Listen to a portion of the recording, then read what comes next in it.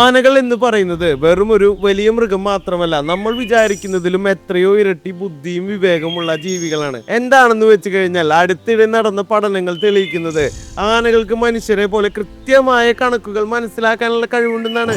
ഇവിടെ ഒരു കാര്യം നമ്മൾ മനസ്സിലാക്കണം. സാധാരണ മൃഗങ്ങൾ ഏകദേശ അളവുകൾ മാത്രമാണ് ഗ്രഹിക്കുന്നത്. എന്നാൽ ആനകൾ, ഏഷ്യൻ ആനകൾ പ്രത്യേകിച്ച്, അവരെ സംബന്ധിച്ചിടത്തോളം എത്ര പഴങ്ങൾ ഉണ്ട് എന്നോ എണ്ണം എത്രയാണ് എന്നൊക്കെ കൃത്യമായിട്ട് തിരിച്ചറിയാൻ സാധിക്കും. അതായത് ഞാൻ പറഞ്ഞു വരുന്നത് അവർക്ക് എണ്ണാൻ പറ്റുമെന്ന് തന്നെയാണ് ഞാൻ പറഞ്ഞു വരുന്നത്.